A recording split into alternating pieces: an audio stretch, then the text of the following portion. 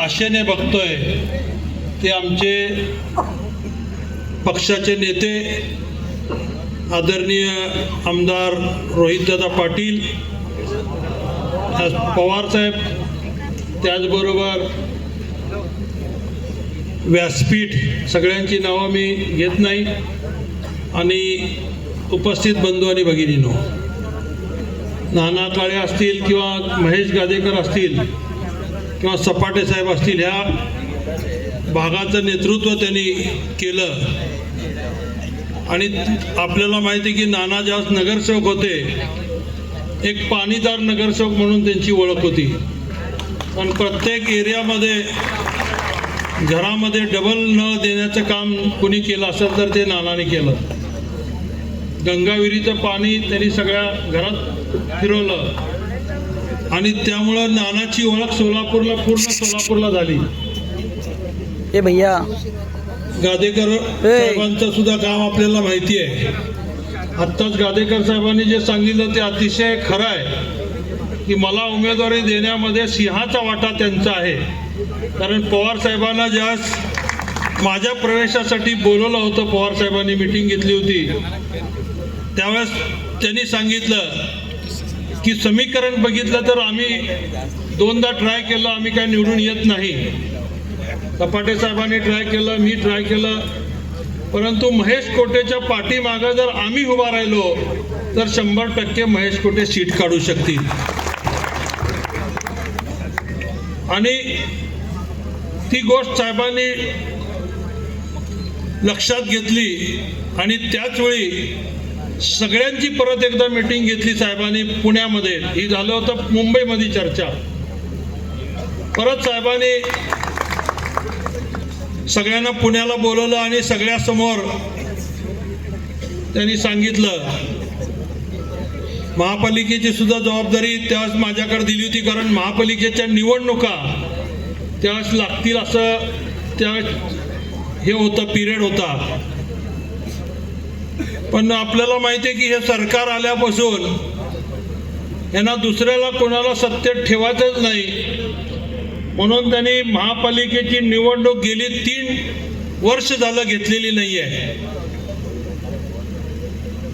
आपल्या इथले जे आमदार आहेत, गेले 20 वर्ष ते आमदार आहेत, पण 20 वर्षामध्ये त्यांचे लोक फार अभिमानाने सांगतात 4 वेळा निवडून आलेत. पण 4 वेळा निवडून आल्यानंतर कुठलं काम केल्यामुळे लोकांनी त्यांना निवडून दिलं असं नाही, तर फक्त जातीपातीचं राजकारण, कधी मोदीची लाट, आणि ह्याच्यामुळे ते निवडून आले. म्हणजे कुणाचा तरी प्रत्येक वेळी आधारावर निवडून आले, स्वतःच्या कामावर किंवा कर्तृत्वावर कधीच निवडून आलेले नाही आहे. आणि आत्ता जरी त्यांना तिकीट मिळालं असलं तर आपण पाहताय सगळेजण, जे आमदार कधीच फिरकले नाही त्यांना आता प्रत्येकाच्या दारात जोगवा मार्गात फिरण्याची पहिल्यांदा पाळी आलेली आहे. कारण यावेळेस महाविकास आघाडीची पूर्ण महाराष्ट्रामध्ये ताकद आहे, चर्चा आहे, आणि महाविकास आघाडी त्यातल्या त्यात तुतारीची हवा ग्रामीण भागामध्ये मोठ्या प्रमाणात आहे. पवार साहेबांनी जे शेती मंत्री म्हणून जे काम केलं, शेतकऱ्यांना ज्या अनेक सवलती दिल्या, त्यामुळं आजही महाराष्ट्रातले सगळे शेतकरी पवार साहेबांना सन्मानाने त्यांच्या पाठीमागं उभा असताना आपल्याला पाहायला मिळतात. मला राजकारणामध्ये अनेक लोक सांगत होते, पवार साहेब फसवतात हो, बघा विचार करून जावा. पण मी जेवढा अनुभव घेतला सगळ्यांचा, शब्द पाळणारा जर कुठला नेता असेल तर ते फक्त शरद पवार आणि शरद पवार. कारण मला त्यांनी 2.5 वर्षापूर्वी शब्द दिला की तुम्हाला तिकीट देऊ. परत मला 10 त्यांच्याकडे जावं लागलं नाही किंवा शिष्टमंडळ घेऊन मोठी हे करावं लागलं नाही, मागं लागावं लागलं नाही. त्यांनी एकदाच सांगितलं, तुम्हाला तिकीट दिलंय, तुम्ही कामाला लागा. आणि त्या दिवसापासून मी आपलं काम करत राहिलोय. आज आपण सगळेजण पाहताय वातावरण अतिशय चांगलं आहे आणि त्यामुळं समोरच्याची पायाखालची वाळू घसरलेली आहे. वाट्टल ते टीका करणं, वाट्टल त्याला धमकी देणं, कधी ईडीचं धमकी देणं, कधी तडीपार काढण्याचे नोटिसा देणं, त्यांच्याबरोबर आपल्या लोकांबरोबर फिरलं की लगेच त्याच्या मागं माणसं पाठवणं. काल तर एक कहर केली त्यांनी.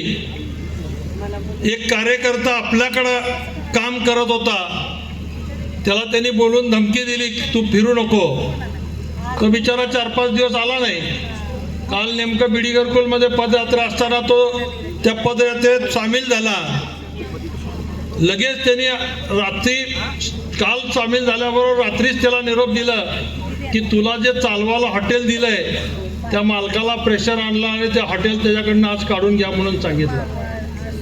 म्हणजे एवढं डिस्टर्ब झालेले आहे. कार्यकर्त्यांना पाहिजे तसं हे करण्यात, एक तर आमच्याबरोबर ये, आमचं काम कर, नसेल तर मग त्याला त्रास देणं, त्याला सगळ्या गोष्टी, सगळ्या साम दाम दंड वापरण्याचा प्रयत्न सुरू आहे. सत्तेचा गैरवापर करण्याचं काम त्यांच्याकडून सुरू आहे. पण तरी लोक काय घाबरत नाहीत. लोक उघडपणे सांगतात तुम्हाला 20 वर्ष आम्ही दिलं काम करायला आणि आता बदल हे काळाची गरज आहे, बदल हे अटल आहे, आम्ही बदल करणारच. सर्व समाजातील लोक, सर्व पक्ष लोक आज त्या ठिकाणी मला अतिशय चांगला प्रतिसाद देतात. काही लोक उघड येतात, काही लोक सांगतात की अण्णा काळजी करू नका, आमची मतपेटी उघडल्यानंतर बघा आम्ही तुम्हाला मत देणार म्हणजे देणार. हे चित्र पूर्ण मतदारसंघामध्ये पाहायला मिळत आहे आणि त्यामुळे त्यांना सुचत नाही काय करावं. ते मग उठसूट कुणालाही हे करण्याचं काम, त्रास देण्याचं काम सुरू आहे. मी त्यांना सांगितलं, आता परवाच आपल्याला माहिती आहे काही गोष्टी अशा घडल्या की त्या जाहीरपणे सांगावं का सांगू नये ह्याचा मी विचार करत होतो. एकीकडे लाडकी बहीण मनाची आणि त्या बहिणीचं संरक्षण करायच्या ऐवजी त्या बहिणीचं कसा वापर करायचा हे प्रकार सध्या मतदारसंघामध्ये चर्चेचा विषय झालेला आहे. मी त्या खोलात जाऊ इच्छित नाही, पण जर तुमच्या घरातली मुलगी जर संरक्षित नसेल, तुमच्याकडे काम करणारी मुलगी, तर मग बाकीच्यांचा सुरक्षेचा विषय काय.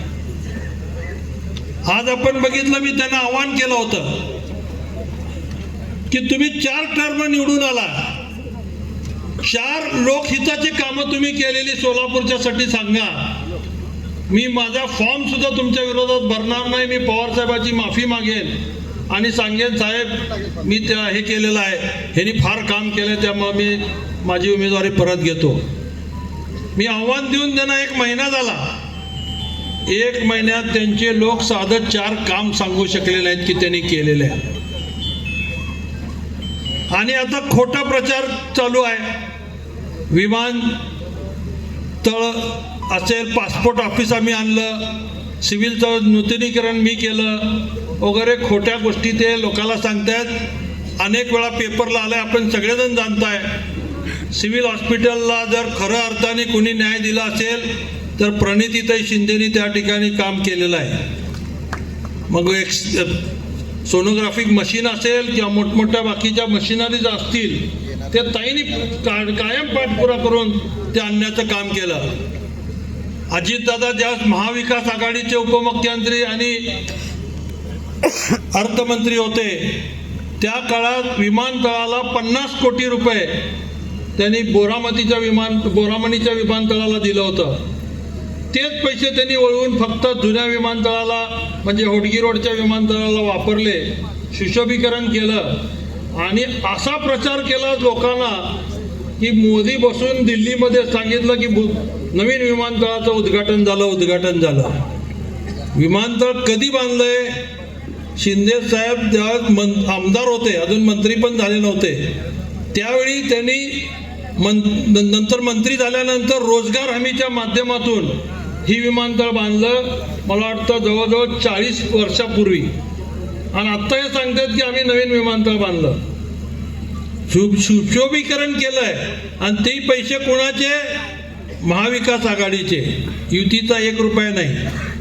दर इलेक्शनला ते सांगतात आम्ही दररोज पाणी देऊ. दिलं का पाणी? एक दिवसाचं आड 2 दिवसावर गेलं, 2चं 3 वर गेलं, 3चं आता 5 वर गेलंय. आणि उजनी ते सोलापूर शिंदे साहेबांनी काय काय केलंय? सारखं सारखं तुम्ही काय सांगता? फक्त उजनी ते सोलापूर पाणी आणलं. मी आज प्रश्न विचारतो सगळ्याला की त्यावेळी जर शिंदे साहेबांनी उजनीपासून सोलापूरला जर पाणी आणलं नसतं तर आज सोलापूरची अवस्था काय झाली असती? दुहेरी लाईनला पैसे साहेबांनी NTPC खातं त्यांच्याकडे असताना त्या NTPCच्या गळ्यात घातलं की दुसरी लाईन, आणि त्यावेळेस ते त्याची कॉस्टिंग 250 कोटी होती. ती 250 कोटीची लाईन खरं तर त्याच वेळी पूर्ण होणार होती. म्हणजे अजून 10 वर्ष जे हाल आपण भोगलो ते भोगाची पाळी आली नसती जर NTPCने त्याच वेळी ती लाईन घालून दिली असती तर. पण घडलं काय? यांनी सांगितलं महापालिकेकडे द्या, आम्ही स्वतः करतो. आणि मग गुडेवार म्हणून कमिशनर होते, त्यांना आग्रह ह्यांनी धरला आणि त्या लाईन चेंज करून महापालिकेकडे घेतली. जी 250 कोटीमध्ये होणारी लाईन जी आज कॉस्टिंग 850 कोटीच्या वर गेली. मग हे कॉस्ट कुणाच्या डोक्यावर बसणार आहे? हे जे डिफरन्स आहे ते शेवटी उद्या तुमच्याच डोक्यातून, तुमच्याच वेगवेगळ्या टॅक्सेसमधून ते वसूल केली जाणार आहे. आणि त्यामुळं एकतर ते बोजा तर आपल्यावर पडणारच आहे, आणि 10 वर्ष जे हाल झाले ते तर वेगळेच आहे. आता ते सांगतात की पाईपलाईन जवळ आलेली आहे. वस्तुस्थिती अशी आहे की 250 कोटी शिंदे साहेबांनी दिले, बाकीचे पैसे 200 कोटी रुपये महाविकास आघाडीमध्ये अजितदादाच्या मागं लागून आम्ही घेतले.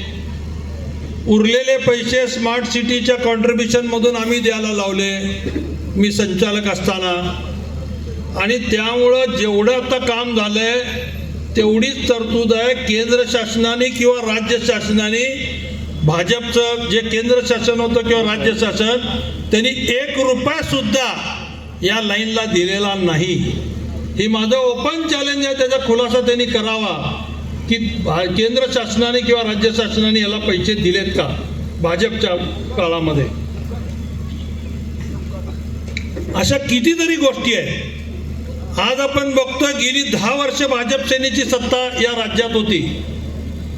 कुठलाही नवीन उद्योग महाराष्ट्रात आला नाही. जे आले उद्योग ते सगळे गुजरातला गेले. मग सोलापूर तर त्याच्यापेक्षा वाईट अवस्था आहे. सोलापूरला साधी 20 वर्ष जे आमदार आहेत, साधी लोक म्हणतात की चहाची टपरी सुद्धा आणली नाही त्यांनी. म्हणजे असा हा निष्क्रिय आमदार आपण गेली 20 वर्ष झालं निवडून देतोय. आता काल काहीतरी त्यांच्या मुलांनी सांगितलं 1 लाखांनी निवडून येणार. अहो 1 लाखांनी नाही, आता तुम्हाला लाथ घालून घरी पाठवायची वेळ आलेली आहे. कारण आता वस्तुस्थिती तशी आहे. प्रत्येकाच्या मनात आज व्यापारी नाराज आहे, कामगार नाराज आहे, शेतकरी नाराज आहे, इंडस्ट्रियलिस्ट नाराज आहे. कोण समाधानी यांच्या या राज्यामध्ये? सगळ्याची पिळवणूक चालली आहे. GSTच्या माध्यमातून तर मला वाटतं कुणालाच सोडलं नाही. साधा चहा टपरीवाल्याला सुद्धा GST लावलेली आहे.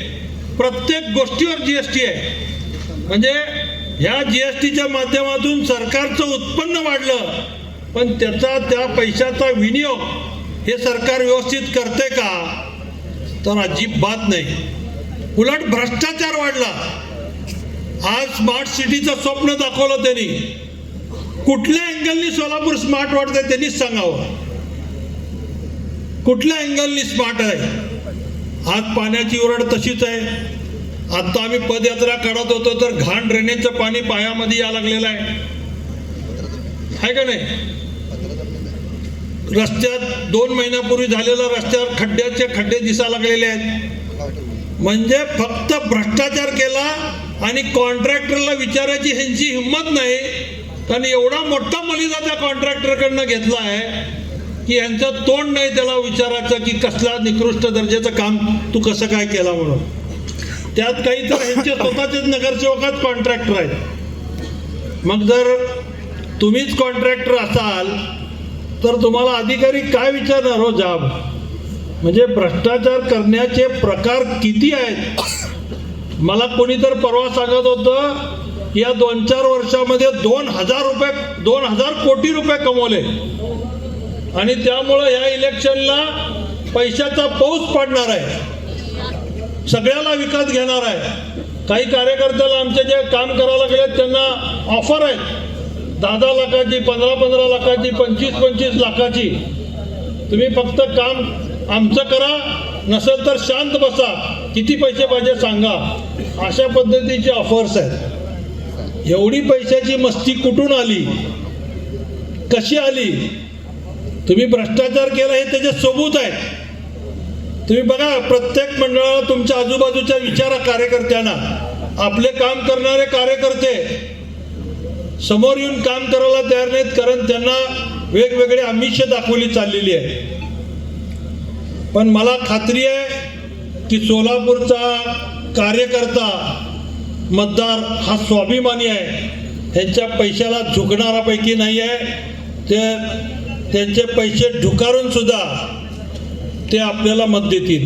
मी तर त्यांना सांगितलं, घ्या, ह्यांनी लुटलं, ह्याला लुटायला काय पाप नाही आहे. लुटारूला लुटणं हे पाप नाही आहे. त्यामुळे देत असेल तर घ्या, पण जे तुमच्या मनात आहे तेच करा. आणि निश्चित आपल्या सगळ्यांसमोर मी सांगू इच्छितो की यांना 20 वर्ष मिळाले. 20 वर्षात अनेक खाती यांनी भोगली. मग कधी परिवहन होतं, आरोग्य होतं, त्याच्यानंतर टेक्स्टाईल होतं, PWDच्या माध्यमामध्ये उड्डाण पुलाचं खातं होतं. असे 5-6 खाते यांच्याकडे होते. त्या खात्याचा कुठला फायदा सोलापूरला ह्यांनी मिळवून दिला हे ह्यांनी जाहीरपणे सांगावं. मी त्यांचा प्रचार करेन, त्यांना मत द्या म्हणून. त्यांनी एकदा जाहीर करावं. किंवा पालकमंत्री होते 5 वर्ष, 5 वर्षात त्यांनी आपल्या उत्तर सोलापूरला काय न्याय दिला? जिल्ह्याचं बजेट त्यांच्या हातात होतं. त्या काळात त्यांनी काय केलं, जे कामं केली त्याची ठोस यादी जनतेसमोर टाकावी, मांडावी. पण त्या 5 वर्षाच्या काळात सुद्धा जिल्ह्याचं पूर्ण बजेट यांच्या हातात असून यांनी काही दिलं नाही. आता सुद्धा जे बोर्ड लागायला लागलेत बघा, 5 वर्षापूर्वी होते का? यांनी पालकमंत्री असताना बोर्ड लागले का सोलापुरात? हे बोर्ड कधी लागायला लागलेत? या 1.5-2 वर्षामध्ये. आणि या 1.5-2 वर्षामध्ये त्यांनी धसका घेतलाय, महेश कोटे आपल्या विरोधात उभारणार आहे म्हणून हे बोर्ड लागायला लागले. आणि बोर्ड का लागा लागले? तर 3 वर्ष जे महापालिकेमध्ये महापालिकेचा जो आमचा नगरसेवकाचा निधी होता, तो निधी खर्च न झालेला निधी ह्यांनी सांगतात की ती मी करा लागलो. पण वस्तुस्थिती आहे, ही तुमचा निधी नाही, हा आमच्या नगरसेवकांचा निधी आहे. आणि त्यामुळं खोटे बोर्ड लावून तुमचे लोकांना फसवण्याचं काम करत आहेत. अहो, आचारसंहिता लागाच्या दिवशी सुद्धा बोर्ड लावत फिरत होते. म्हणजे यांना सांगायची पाळी आली 20 वर्ष असलेल्या आमदाराला, मी करा लागलोय, बोर्ड लावा लागलोय. तुमच्या बोर्डाचा खर्च जर बघितला तर मला वाटतं 5-6 रस्ते झाले असते. म्हणजे एवढा तुम्ही बोगस काम या सोलापूरमध्ये करून दाखवलेलं आहे. त्याच्या उलट एक साधा नगरसेवक म्हणून मी केलेलं काम सगळ्याच्या समोर आहे. बीडी घरकुल सारख्या भागामध्ये ज्यावेळेस मी पहिल्यांदा नगरसेवक झालो, त्या भागात प्यायला पाणी नव्हतं, बोरिंगचं पाणी लोक पित होते. मी जेव्हा सुरुवातीला गेलो तर अनेक बोरला लाल कलर मारलेला होता की पिण्यास अयोग्य पाणी म्हणून, ते पाणी वापरू नका म्हणून लाल कलर मारलेले होते. मी गेलो त्यावेळेस तिथं ड्रेनेजचा पत्ता नव्हता. मी गेलो त्यावेळेस दिवाबत्ती सुद्धा, लाईटची सोय ग्रामीण असल्यामुळं किती अगदी कमी वेळ तिथं